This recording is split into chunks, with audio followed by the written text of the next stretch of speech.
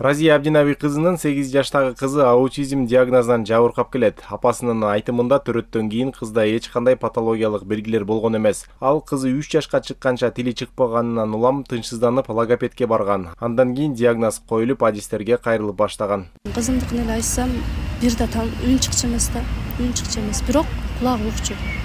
Эч бир үн чыккан эмес. Апа эле дечү, башка эч нерсени айта алчу эмес да. Кошуп кете алат. Анан поведениялар да начар болуп кеткен да. Нөл боюнча барган чынын айткандачы. Тамгалар билчү эмес, сандарды билчү эмес. Азыр мына буюрсам 1-классты бүтүп атат. Бирок жыйынтык жакшы. Акыркы жылдары мамлекет мындай диагноз менен жабыркаган балдарга колдоо көрсөтө баштады. Бул үчүн керектүү шарттар бар реабилитациялык борборлор ачылууда. Алардын катарында келечек реабилитациялык борбору да бар. Бул жерде адистер атайын терапиянын негизинде жардам берип, түрдүү ыкмаларды колдонуп сабактарды өтүшөт. Ошондой эле бул борбордо аталган диагноздан жабыркаган балдардын дарылануусу акысыз жүргүзүлөт.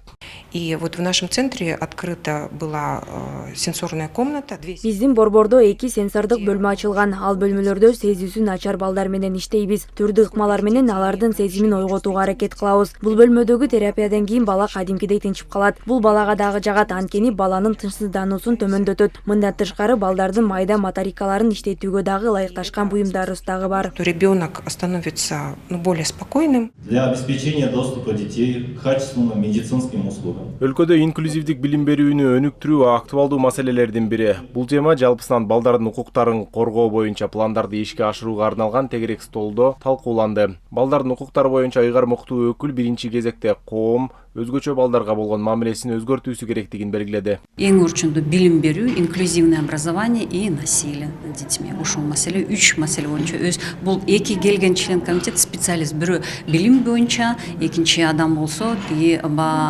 зордук зомбулук боюнча.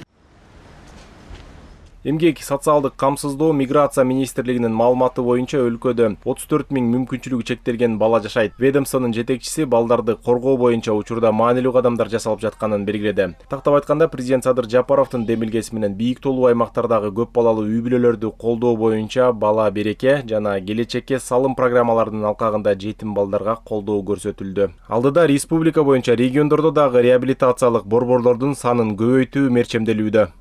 Бул нерселерди алдын ала абилитациялык борборлорду бүгүнкү күндө региондорго дагы жайылтып, борбордо дагы бул жерде ушул нерселерди жасасак, келечекте биз жанагы майыптуулуктун жана статистикасынын өсүүнү мындайчасын айтканда биз азайтырып, Кудай буйрса мындай жакшынакай коомду түзө алабыз деген ойду айтып кетмекчимин.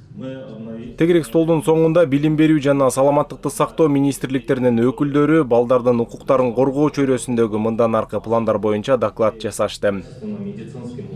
Бакберди Баязбеков, Элдар Анарбеков, ЛТР, Бишкек.